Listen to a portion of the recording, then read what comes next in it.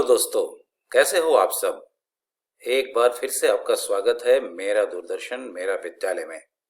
आशा करता हूँ आपको जो ये घर पर विद्यालय का अनुभव मिल रहा है आप उसे बहुत एंजॉय कर रहे होंगे और एंजॉयमेंट के साथ आपकी पढ़ाई भी हो रही होगी। आप सभी ने अपनी कॉपी और कलम तो ले ही लिया होगा, तो इस कक्षा में भी अगर आपके मन में कोई प्रश्न आता हो, कोई जिज्ञासा हो, तो आप उसे नोट करते जाएंगे। आज के एपिसोड में हम कक्षा 11वीं के गणित विषय यानी मैथमेटिक्स के समुच्चय पाठ पर चर्चा करेंगे और इसके अलावे जीव विज्ञान यानी बायोलॉजी के जीव जगत पाठ पर बातचीत करेंगे। इसके अलावे दोस्तों, मैंने पिछले एपिसोड में भी कहा था, आपने बिहार करियर पोर्टल का नाम तो सुना ही होगा। 11वीं के पाठ के बाद हम आपको बिहार करियर पोर्टल के बारे में जानकारी देंगे कि आप इस पोर्टल का कैसे लाभ उठा सकते हैं और इससे आपको क्या क्या जानकारी मिल सकती है। उसके बाद हम कक्षा 12वीं के गणित विषय के संबंध एवं फलन पाठ पर चर्चा करेंगे और उसके बाद जीव विज्ञान के पाठ जीवों में जनन विषय पर हम लोग चर्चा करेंगे। तो आइए शुरू करते हैं आज का एपिसोड।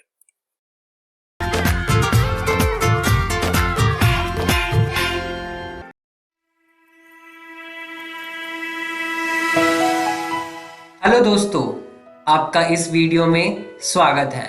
आज हम आपकी कक्षा 11वीं का अध्याय 1 पढ़ेंगे जिसका नाम है समुच्चय भाग 1।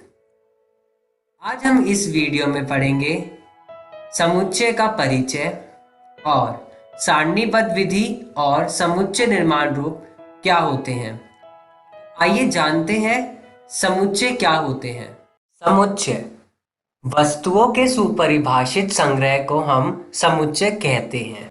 सुपरिभाषित संग्रह का मतलब क्या होता है, आइए इसको एक उदाहरण के माध्यम से जानते हैं।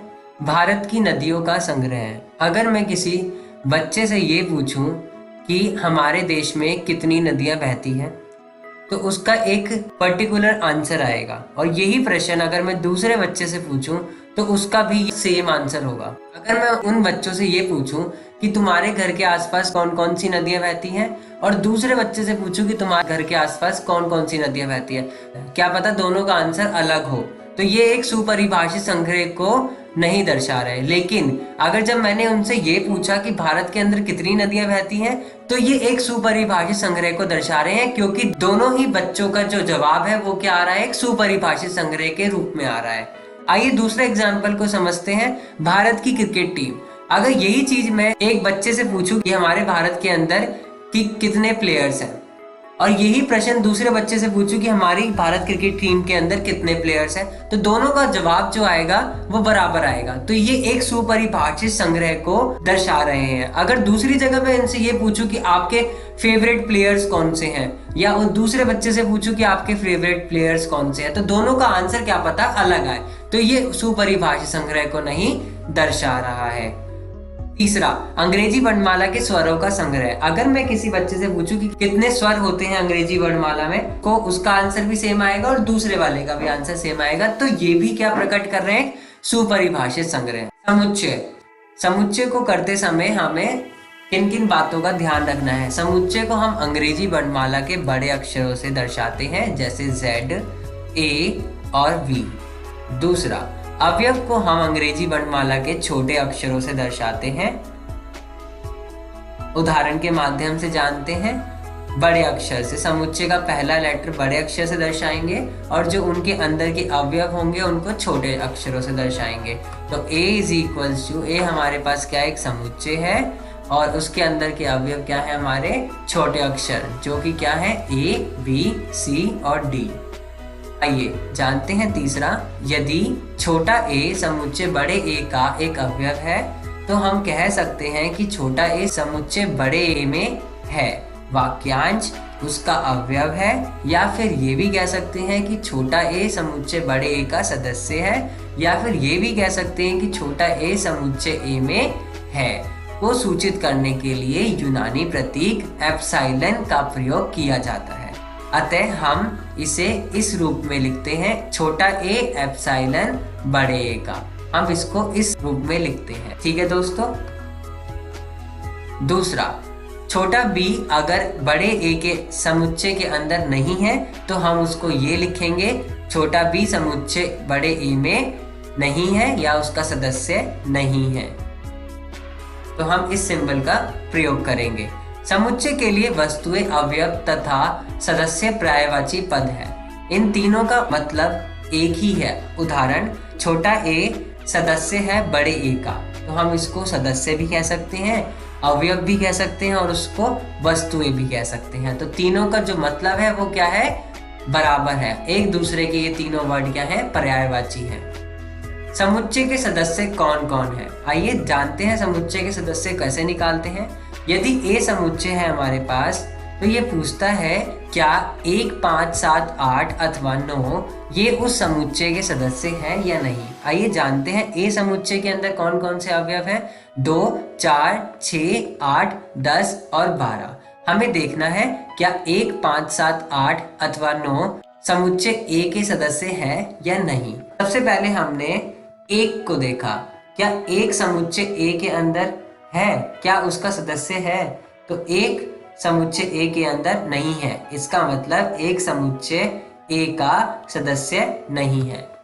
5 भी समुच्चय ए का सदस्य नहीं है और इसी प्रकार 7 भी समुच्चय ए का सदस्य नहीं है। जब हमने 8 को देखा तो हमने देखा 8 समुच्चय ए के अंदर है, इसका मतलब 8 उस समुच्चय ए का सदस्य है। इसी प्रकार 9 को देखा, 9 उस समुच्चय का सदस्य नहीं है। आइए जानते हैं समुच्चय का निरूपण कैसे होता है। हम लोग 2 तरीके से समुच्चय को निरूपित करते हैं। पहला सारणीबद्ध विधि, दूसरा समुच्चय निर्माण रूप। आइए जानते हैं सारणीबद्ध विधि में क्या होता है। समुच्चय के सभी अवयवों को सूचीबद्ध किया जाता है। सबसे पहले सारणीबद्ध विधि को करते समय सबसे पहले हम समुच्चय के सभी अवयवों को सूचीबद्ध करते हैं, फिर उनको अर्धविराम द्वारा पृथक करते हैं और तीसरा फिर अंत में उनको एक मझले कोष्ठक के भीतर लिख देते हैं। आइए उदाहरण से समझते हैं। अगर हमारे पास एक डाइस है, उस डाइस के अंदर पहले हमने सारे अवयवों को, उस डाइस के जितने भी अवयव बन सकते हैं उन सारे अवयवों को सूचीबद्ध किया, 1, 2, 3, 4, 5, 6 और उनको लिख दिया। फिर हमारा दूसरा काम क्या है, अर्धविराम द्वारा पृथक करना है। तो हमने उसे अर्धविराम के द्वारा पृथक कर दिया और तीसरा उनको मझले कोष्ठक के भीतर लिख दिया। तो ये हमारी कौन सी विधि तैयार हो गई, सारणीबद्ध विधि। जानते हैं समुच्चय निर्माण रूप क्या होते हैं। किसी समुच्चय के सभी अवयवों में एक सर्वनिष्ठ गुणधर्म होता है जो समुच्चय से बाहर के किसी अवयव में नहीं होता है, तो उसे हम समुच्चय निर्माण रूप कहते हैं। आइए उदाहरण के माध्यम से जानते हैं। हमारे पास V एक समुच्चय है जहां पर X एक अंग्रेजी वर्णमाला का एक वर्ण है। तो यहाँ पे हमने देखा जो ये 2 डॉट्स लगे हुए हैं, ये क्या रिप्रेजेंट कर रहे हैं, ये क्या दर्शा रहे हैं हमें, कॉलन। और यहाँ पर X जो है ये हमें दर्शा रहा है उस समुच्चय के अवयव को। अंग्रेजी वर्णमाला का एक वर्ण है, ये हमें क्या दर्शा रहा है, कॉलन के चिन्ह के बाद समुच्चय के अवयव के विशिष्ट गुणधर्म को दर्शा रहा है और ये हमें मझले कोष्ठक के भीतर लिखने होते हैं। समझ गए बच्चों समुच्चय निर्माण रूप क्या होता है। आइए जानते हैं जब हम सारणीबद्ध विधि को करते हैं तो हमें किन बिंदुओं पर ध्यान देना है। सारणीबद्ध विधि में क्रम का प्रभाव नहीं होता है। उदाहरण, हमारे पास एक उदाहरण है जिसमें AEIOU एक समुच्चय के अंदर है। अगर हम इसी समुच्चय के अवयव को दूसरे क्रम में लिखते हैं तो सारणीबद्ध विधि के अंदर उस चीज का कोई प्रभाव नहीं होता। हम इसको AUOIE भी लिख सकते हैं। प्रत्येक अवयव दूसरे से भिन्न होते हैं। जब हम सारणीबद्ध विधि को करते हैं तो सारे अवयव एक दूसरे से अलग होते हैं। सारणीबद्ध विधि को करते समय हम किसी अवयव को दोबारा नहीं लिखते। उदाहरण, अगर हमारे पास एक वर्ड है स्कूल, SCHOOL, स्कूल के अंदर अगर हम इसे सारणीबद्ध विधि में लिखें तो हम कैसे लिखेंगे? SCHOL। ओके दोस्तों, समुच्चय निर्माण रूप में इन बिंदुओं पर ध्यान दें। अब आइए जानते हैं समुच्चय निर्माण रूप में हमें किन बिंदुओं पर ध्यान देना है। अन्य अक्षरों का भी प्रयोग किया जा सकता है, जैसे Y और Z इत्यादि। हम लोग हमेशा X का प्रयोग करते हैं, तो हम X की जगह किसी भी अक्षर का प्रयोग कर सकते हैं। जैसे यहाँ पे दर्शाया हुआ है, Y एक परिमेय संख्याओं का समुच्चय है, और दूसरे उदाहरण में दिखाया गया है Z एक प्राकृतिक संख्याओं का समुच्चय है। दूसरा, कॉलन के द्वारा हम लोग समुच्चय निर्माण रूप को दर्शाते हैं। उदाहरण देखते हैं। यहाँ पे ये 2 डॉट्स लगे हुए हैं, ये हमें कॉलन दिखा रहे हैं, तो ये क्या है? ठीक है। अगर ये वाले डॉट्स हैं, इसकी जगह कुछ और भी हम लोग किसी रूप से दिखाते हैं समुच्चय निर्माण रूप को, तो वो हमारा क्या हो जाएगा? गलत हो जाएगा। तीसरा, अगर किसी संख्या का समुच्चय एक निर्धारित रूप को नहीं मानता तो उसे समुच्चय निर्माण रूप नहीं कहेंगे। अगर ये किसी भी पैटर्न को या फिर किसी भी रूप को, निर्धारित स्वरूप को नहीं मानता, तो हम उसको समुच्चय निर्माण रूप नहीं कहेंगे। इस वीडियो में हमने दोस्तों क्या सीखा? समुच्चय का परिचय, समुच्चय का निरूपण किससे कहते हैं, सारणीबद्ध विधि क्या होती है, और समुच्चय निर्माण रूप किसे कहते हैं। अगर आपको और डिटेल में जानना है तो आप अपनी NCERT की कक्षा 11वीं की बुक का भी प्रयोग कर सकते हैं। अगली वीडियो में हम सीखेंगे कि सारणीबद्ध विधि को समुच्चय निर्माण रूप में कैसे लिखते हैं और समुच्चय निर्माण रूप को सारणीबद्ध विधि में कैसे लिखते हैं, और साथ ही साथ समुच्चय के प्रकार। धन्यवाद दोस्तों।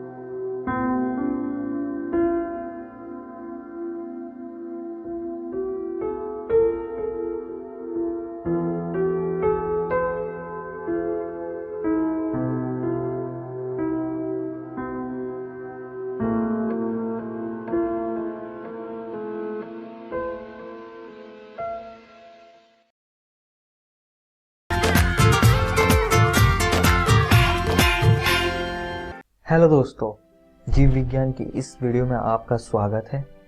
आज हम एक नया अध्याय शुरू करने जा रहे हैं जिसका नाम है जीव जगत।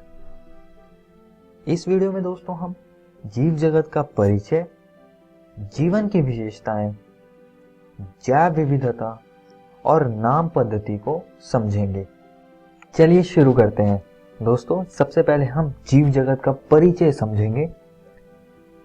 आपने कभी सोचा है कि हमारी यह दुनिया में कितने सारे जीव पाए जाते हैं और इनके वास स्थान भी भिन्न होते हैं, जैसे कि समुद्र में रहने वाले जीव, उड़ने वाले जीव, ठंडी जगहों पर रहने वाले जीव, रेगिस्तान में रहने वाले जीव आदि। अब दोस्तों, अगर हम जीवन को परिभाषित करें तो हम जीवन की विशेषताओं को देखते हैं। तो आइए अब जीवन की विशेषताओं को समझते हैं। इसमें जो सबसे पहली विशेषता आती है उसे हम कहते हैं वृद्धि।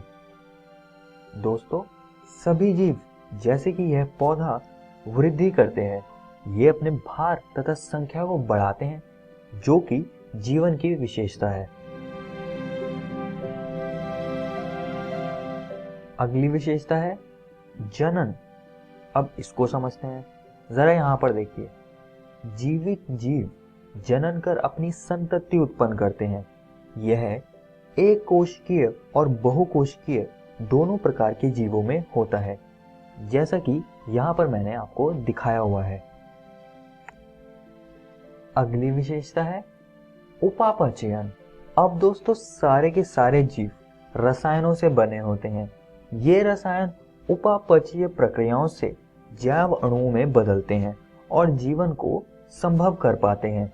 जैसे कि कैटाबॉलिज्म में जटिल अणु सरल अणुओं में बदलते हैं और ऊर्जा उत्पन्न करते हैं, और एनाबॉलिज्म में सरल अणु ऊर्जा की मदद से जटिल अणुओं में बदल जाते हैं। अब दोस्तों अगली विशेषता है चेतना। दोस्तों सारे जीव अपने आसपास के पर्यावरण और दूसरे जीवों पर प्रतिक्रिया जाहिर करते हैं। यह एक बहुत बड़ी जीवन की विशेषता है। अब दोस्तों अगली विशेषता है कोशिकीय संगठन। सारे जीवित जीव कोशिकाओं से बने होते हैं। यह कोशिकाएं बाद में ऊतक, अंग और अंग प्रणाली बनाती है। आइए अब आगे बढ़ते हैं और जैव विविधता को समझते हैं। जैव विविधता पृथ्वी पर जीवित जीवों में पाई जाने वाली भिन्नता है। जैव विविधता पारिस्थितिक तंत्र सेवाओं की विशाल श्रृंखला की नींव बनाती है, जो गंभीर रूप से मानव कल्याण में योगदान देती है। दोस्तों सरल भाषा में अगर मैं आपको समझाऊं तो अलग अलग प्रकार के जीव जो पृथ्वी पर पाए जाते हैं वो ही जैव विविधता बनाते हैं। ये जीव दोनों जमीन पर रहने वाले और पानी में रहने वाले होते हैं। दोस्तों चलिए आगे बढ़ते हैं और अब हम पढ़ेंगे नाम पद्धति। प्रत्येक जीव का एक मानक नाम होता है जिससे वह उसी नाम से सारे विश्व में जाना जाता है। इस प्रक्रिया को नाम पद्धति कहते हैं। अब इसको समझने के लिए जरा यहाँ इस जीव को देखिए। दोस्तों क्या नाम है इसका? हाँ दोस्तों यह एक बिल्ली है।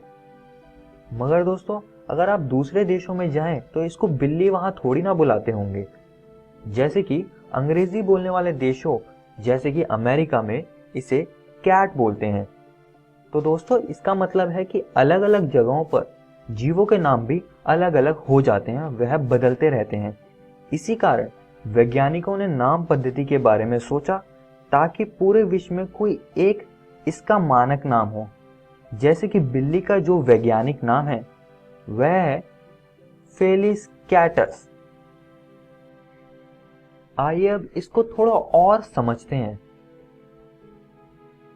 नाम पद्धति का एक प्रकार है द्विपद नाम पद्धति।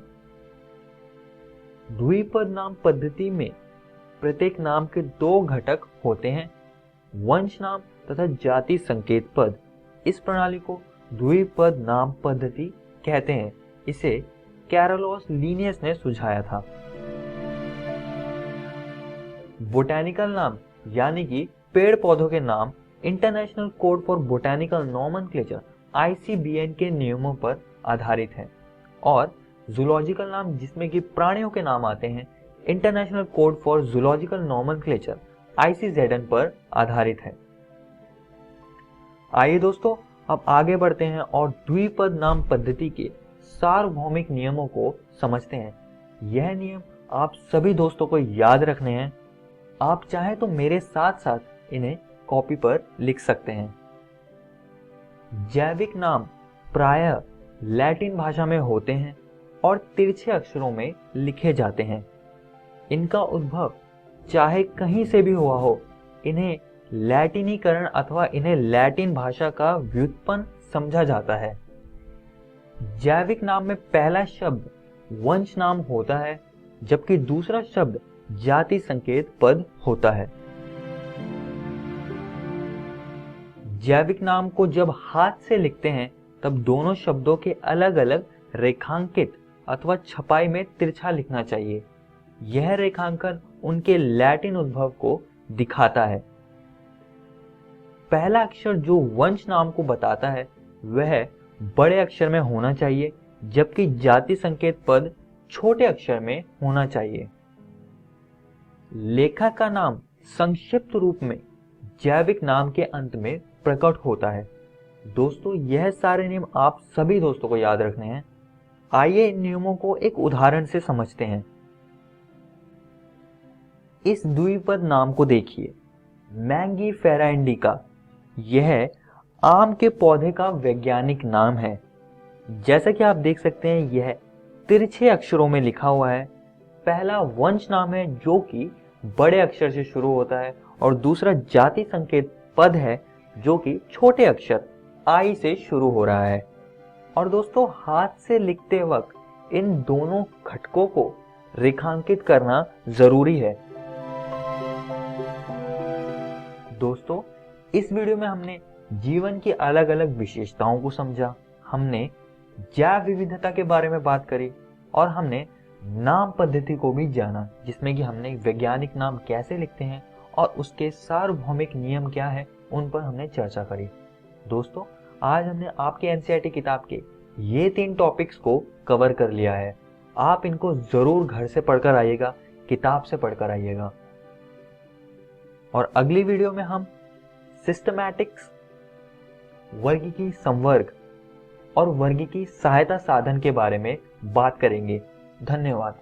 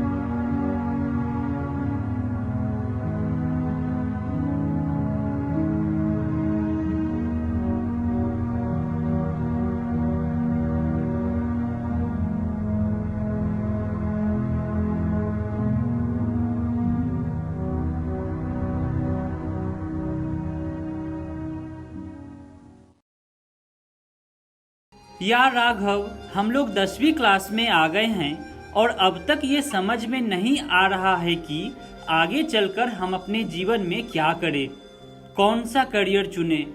तुमने कुछ सोचा है क्या? यार, ये तुमने कैसी बात कर दी। आजकल जो मेरे घर आता है वही मुझसे पूछता है कि बेटा आगे चलकर क्या बनना है तुम्हें। तो पूछो मत कि कितना गुस्सा आता है। छोड़ना यार, आगे देखा जाएगा। नहीं यार, ऐसे बच के निकलना संभव नहीं है। ये अपने फ्यूचर का सवाल है, इसके बारे में तो हमें सोचना ही होगा। यार, तुम दोनों तो गजब स्वार्थी निकले। मुझे स्कूल की छुट्टी के बाद अकेला छोड़कर भाग आए। अरे पूजा, तुम क्या ये छोटी बात कर रही हो? यहाँ अमृत की जिंदगी संकट में है। क्या कह रहा है राघव? ऐसा क्या हुआ? इसे समझ नहीं आ रहा है कि इसे अपनी जिंदगी में क्या बनना है।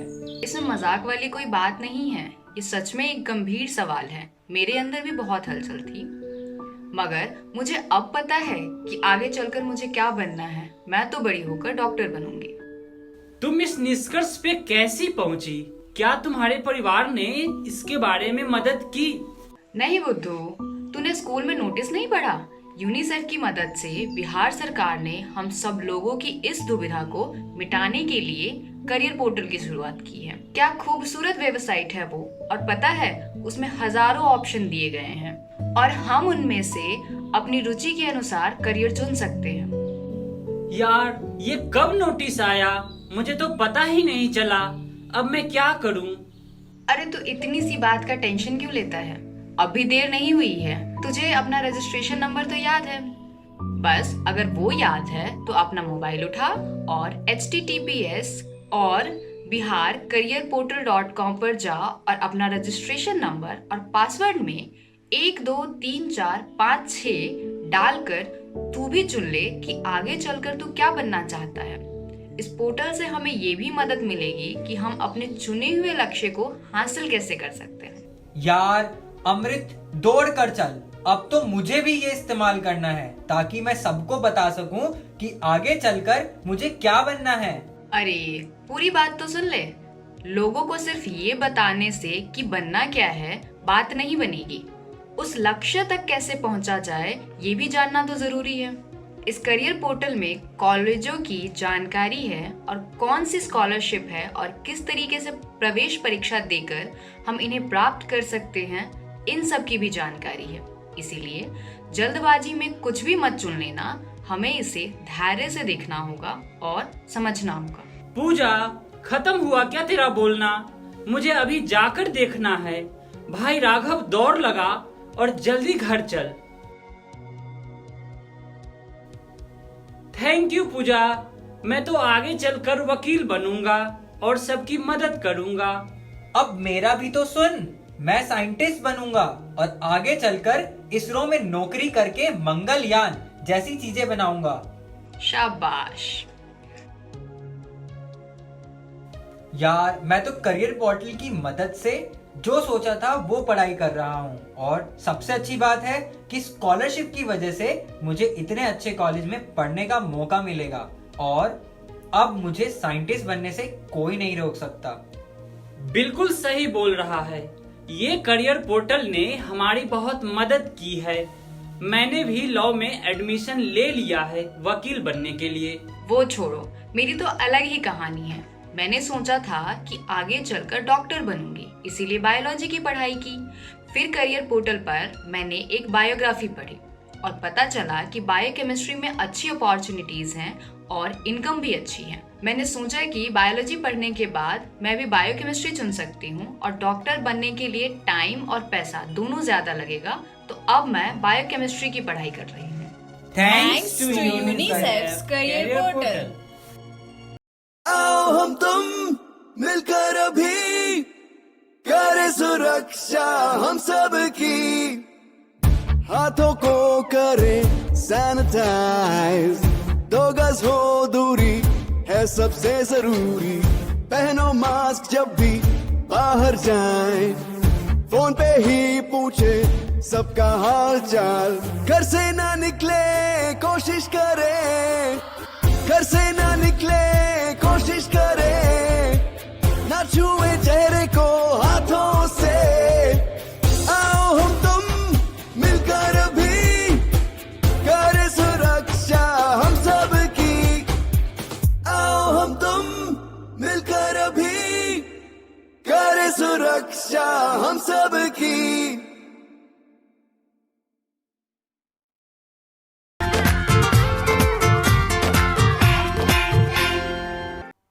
नमस्कार दोस्तों, आज की इस वीडियो में हम संबंध एवं फलन चैप्टर पढ़ेंगे, जिसको इंग्लिश में रिलेशंस एंड फंक्शंस कहते हैं।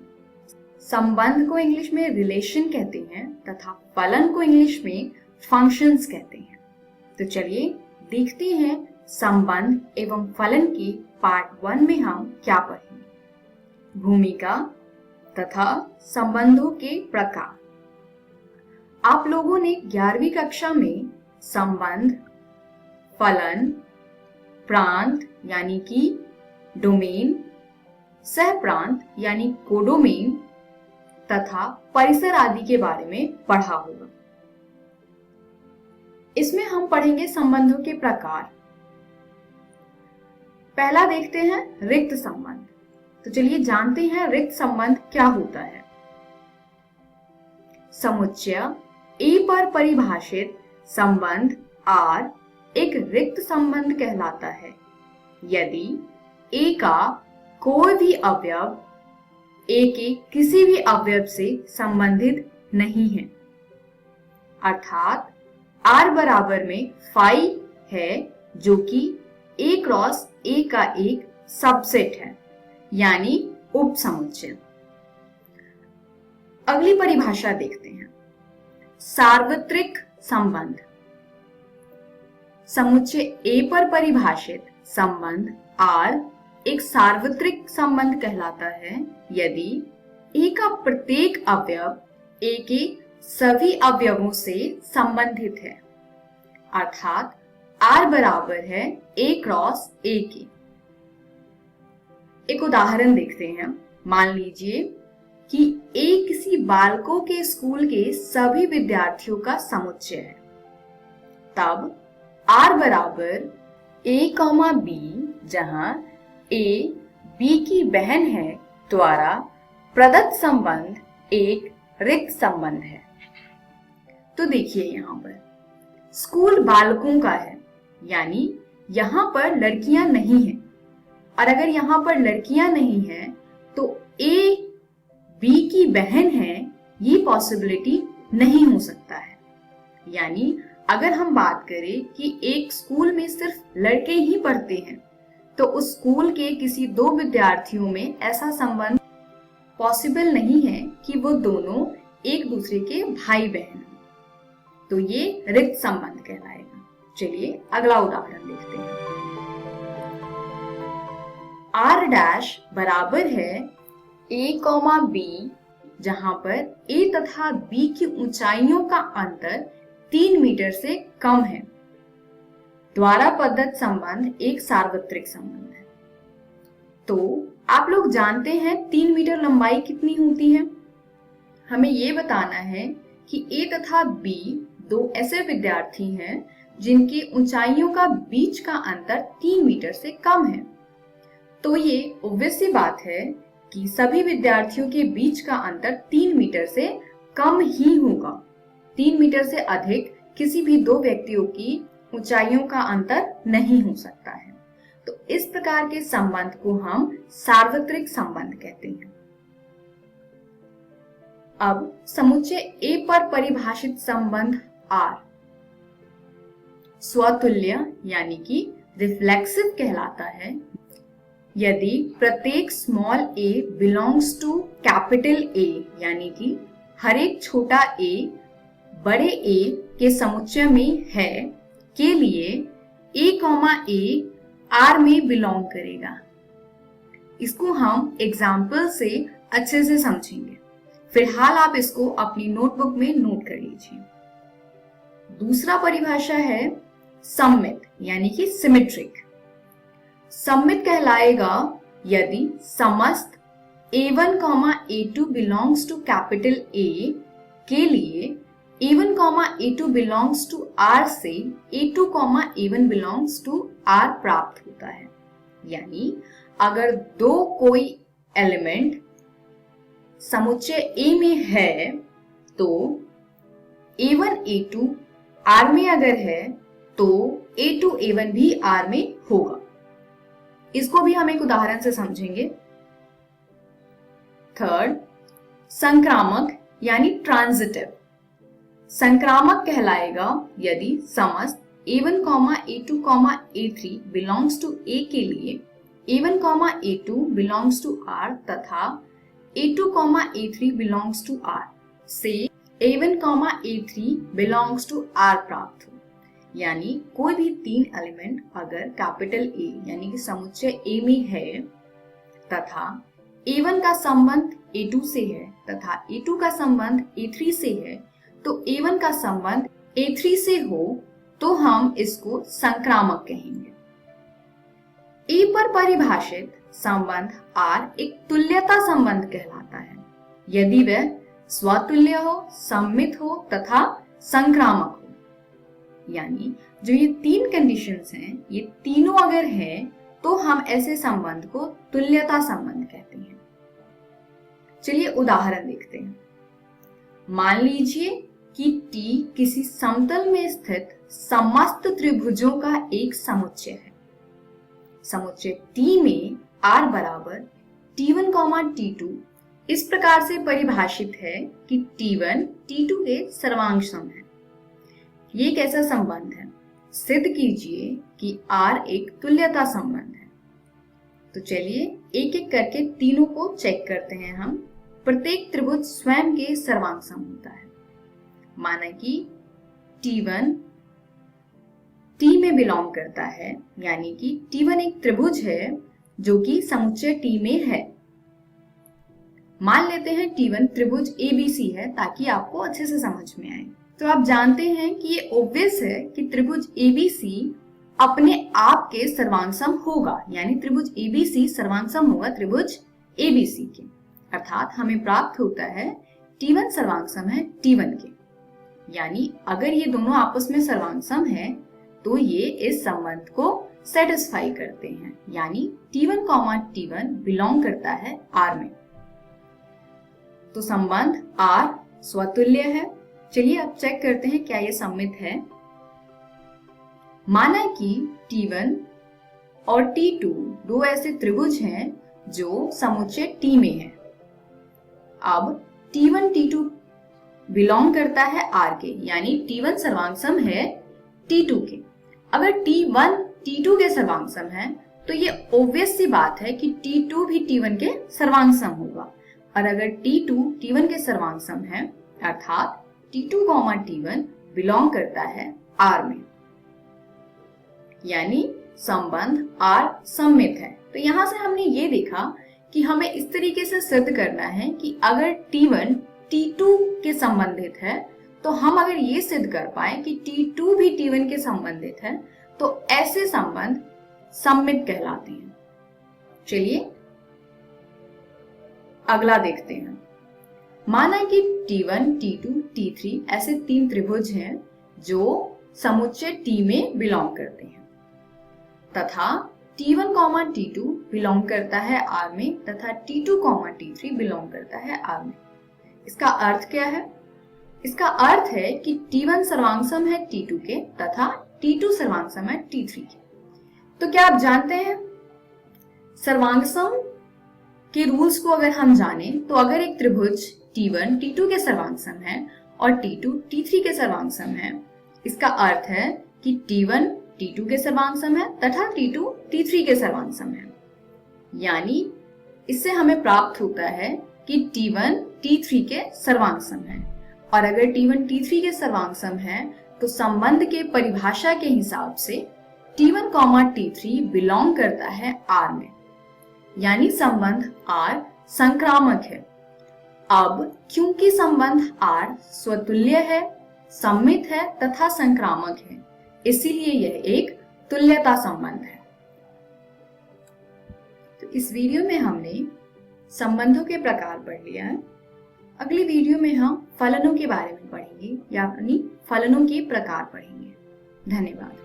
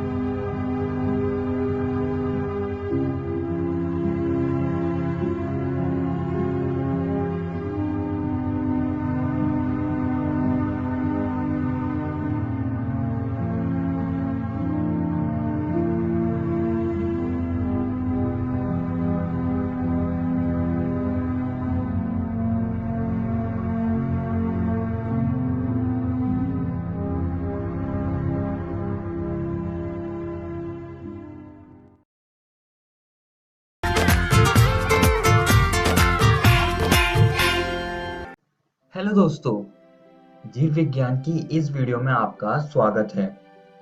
आज हम एक नया अध्याय शुरू करने जा रहे हैं जिसका नाम है मानव जनन।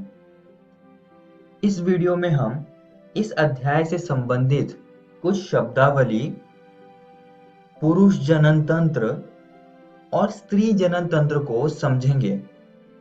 तो चलिए शुरू करते हैं। पहली शब्दावली है युग्मक जनन। इस प्रक्रिया में युग्मकों की रचना होती है, जैसे कि नर में शुक्राणुओं तथा स्त्री में अंडाणु की रचना होती है। अगला है वीर्य सेचन। इसमें स्त्री जनन पथ में शुक्राणु का स्थानांतरण होता है। अगला है निषेचन, जो कि शायद आपने कई बार सुना होगा। इस प्रक्रिया में पुरुष तथा स्त्री युग्मकों का संलयन होता है, जो कि जायगोट बनाता है और ये जायगोट बाद में गर्भाशय की दीवार में चिपक जाता है, जिसे हम अंतरोपण कहते हैं, और इसके परिवर्धन को हम गर्भावधि कहते हैं। और फिर एक समय बाद प्रसव की प्रक्रिया से शिशु का जन्म हो जाता है।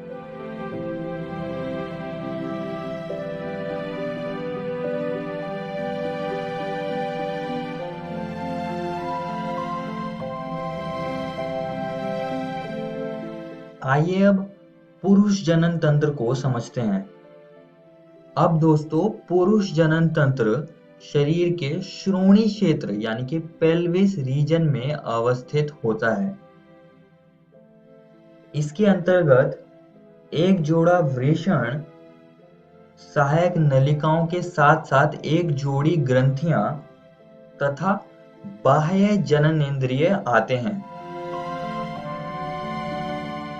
अब दोस्तों, पुरुष जनन तंत्र कुछ ऐसा दिखता है। यहाँ पर वृषण होता है जहां पर शुक्राणुओं की रचना होती है।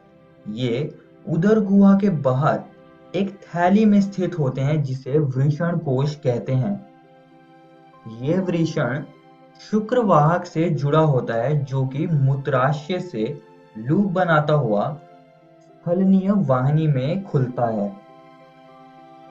अब दोस्तों, पुरुष जनन तंत्र में कुछ ग्रंथियां भी होती हैं, जैसे कि शुक्राशय, पुरस्थ और बल्वो यूरेथ्रल ग्रंथि। ये सारी ग्रंथियां कुछ स्राव उत्पन्न करते हैं जो कि शुक्राणुओं की उत्तरजीविता में काम आते हैं।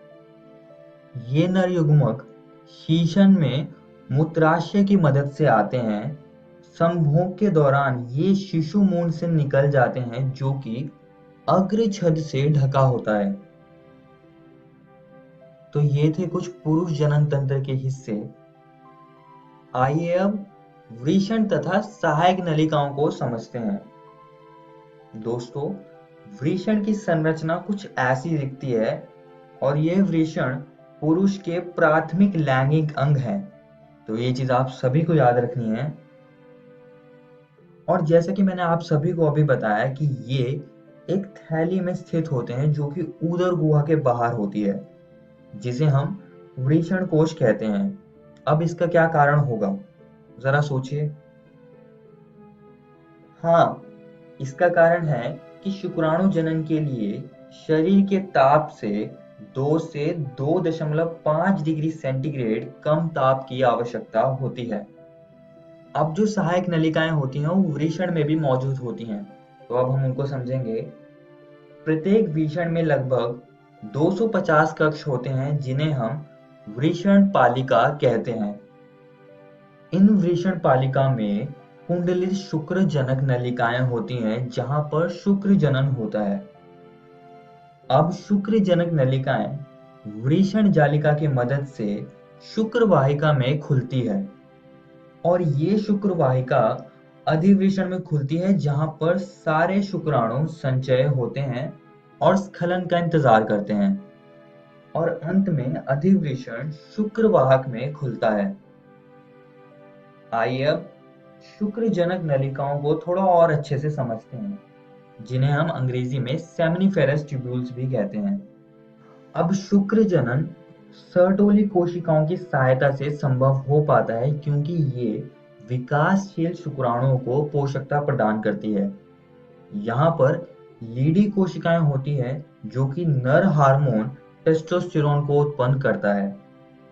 ये शुक्राणु शुक्र जनन नलिका की बाहरी ओर बनता है और बाद में धीरे धीरे अंदर की तरफ आ जाते हैं और अंत में मायोइड कोशिका की मदद से ये आगे आने वाली सहायक नलिकाओं में स्थानांतरित हो जाते हैं। आइए अब स्खलन यानी कि इजैकुलेशन को समझते हैं। शुक्रवाहक शुक्राशय से जुड़कर स्खलनीय वाहिनी बनाता है। स्खलनीय वाहिनी पुरस्थ ग्रंथि से गुजरती है जो कि मूत्र मार्ग में खुलती है, जिसके द्वारा शुक्राणुओं का स्खलन हो जाता है।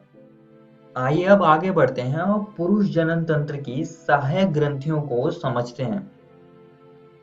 इसमें जो सबसे पहली ग्रंथि है वो है शुक्राशय।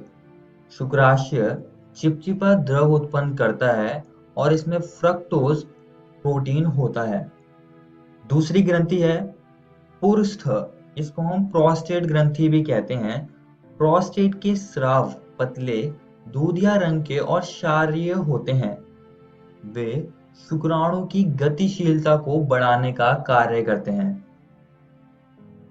तीसरी ग्रंथि है बल्बोयूरेथ्रल ग्रंथि। यह एक क्षारीय द्रव का स्राव करता है। यह द्रव मूत्र मार्ग में मूत्र अवशेषों की अम्लता को बेअसर करता है। योनि की अम्लता को बेअसर करने में भी मदद करता है। बल्बोयूरेथ्रल ग्रंथि का स्राव मैथुन के दौरान शीशन में स्नेहन यानी कि लुब्रिकेशन प्रदान करने में भी सहायक होता है। आइए दोस्तों अब आगे बढ़ते हैं और स्त्री जनन तंत्र को समझते हैं। इसके अंतर्गत एक जोड़ा अंडाशय के साथ साथ एक जोड़ा अंडवाहिनी, एक गर्भाशय, एक गर्भाशय ग्रीवा, एक योनि, बाह्य जननेंद्रिय और एक जोड़ा स्तन ग्रंथियां आते हैं। जरा यहाँ पर देखिए, ये चित्र स्त्री जनन तंत्र का है। यहाँ पर अंडाशय है जो कि स्त्री के प्राथमिक लैंगिक अंग है। यह अंडाशय मादा युग्मक और कई अंडाशय हार्मोन भी उत्पन्न करते हैं। यहाँ पर कीपक होता है जो कि अंडाशय के सबसे पास होता है और ये फनल के आकार का होता है। कीपक आगे चलकर एक चौड़े भाग में खुलता है जिसे हम एम्पुला कहते हैं और फिर इस्थमस आता है। ये कीपक, एम्पुला और इस्थमस अंडवाहिनी नलिका के हिस्से हैं। इस्थमस वाला हिस्सा गर्भाशय से जुड़ता है और यहाँ पर गर्भाशय ग्रीवा है जो कि ग्रीवा नाल की मदद से योनि से जुड़ती है। आइए अब स्त्री के बाह्य जननेंद्रिय को पढ़ते हैं। इसको हम वल्वा कहते हैं। इसके अंतर्गत mons pubis, labia majora, labia minora और क्लिटोरिस आते हैं। यहाँ पर मूत्र मार्ग छिद्र होता है और यहाँ पर योनि छिद्र होता है। ये सारे हिस्से बाह्य जननेंद्रिय के हैं, तो आप सभी को ये सारे याद रखने हैं। आइए अब थोड़ा आगे बढ़ते हैं और गर्भाशय को थोड़ा और अच्छे से समझते हैं। जैसा कि मैंने आप सभी को बताया कि गर्भाशय यहाँ पर होता है जहां पर जायगोट का अंतरोपण होता है। तो गर्भाशय में 3 परतें होती हैं। जो सबसे पहली बाहरी परत है उसको हम कहते हैं परिगर्भाशय। मध्य परत को हम कहते हैं गर्भाशय पेशी स्तर जो कि कॉन्ट्रैक्ट हो सकती है और आंतरिक परत को हम कहते हैं गर्भाशय अंतःस्तर। गर्भाशय अंतःस्तर में आर्तव चक्र के दौरान कई सारे परिवर्तन होते हैं। आइए अब आगे बढ़ते हैं और स्तन ग्रंथियों को समझते हैं। कार्यशील स्तन ग्रंथियां सभी मादा स्तनधारियों का अभिलक्षण है। इसमें ग्रंथिल उत्तक और विभिन्न मात्रा में वसा होती है। प्रत्येक स्तन का ग्रंथिल उत्तक 15 से 20 स्तन पालियों में विभक्त होता है। इनमें कोशिकाओं के गुच्छे होते हैं जिन्हें हम स्तनकूपी कहते हैं। इनमें दुग्ध स्रावित होता है जो कि कूपिकाओं के गुहा में एकत्र होता है। ये कूपिकाएं स्तन नलिकाओं में खुलती हैं। कई स्तन वाहिनियां मिलकर एक वृहद स्तन तुम्बिका बनाती हैं जो दुग्ध वाहिनी से जुड़ी होती हैं और निप्पल की मदद से दूध स्तन से बाहर आ जाता है।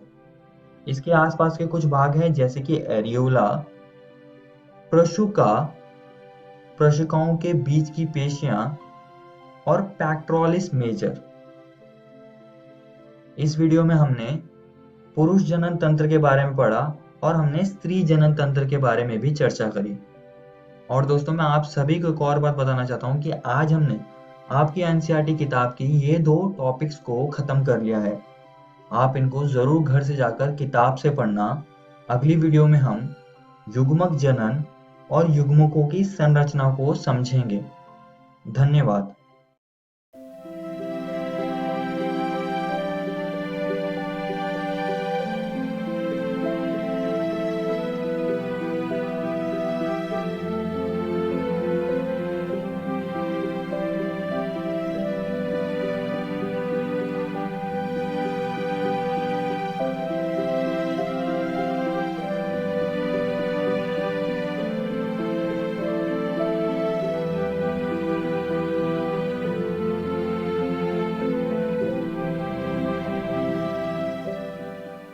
कोरोना वायरस जैसी महामारी से बचाव के लिए देश भर में लॉकडाउन है। बच्चों को सुरक्षित रखने के लिए विद्यालय बंद किए गए हैं। इस परिस्थिति में आपका मोबाइल ही आपका विद्यालय बन सकता है। जी हाँ, बिहार सरकार के शिक्षा विभाग ने यूनिसेफ और इकोवेशन के साथ मिलकर उन्नयन ऐप मेरा मोबाइल मेरा विद्यालय की शुरुआत की है। इस ऐप पर आप कक्षा 6 से 12 तक के पाठ्यक्रम को पढ़ सकते हैं। सिर्फ पढ़ ही नहीं सकते, बल्कि आपको पढ़ते समय अगर किसी भी तरह की कोई परेशानी आती है या फिर मन में कोई सवाल आता है तो इस ऐप पर आप अपने सवाल भी पूछ सकते हैं, जिसका जवाब उस विषय के विशेषज्ञ द्वारा दिया जाएगा।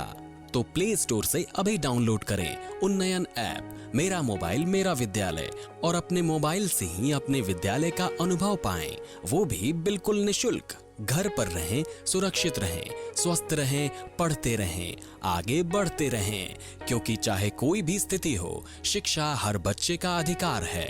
बिहार शिक्षा परियोजना की एक पहल।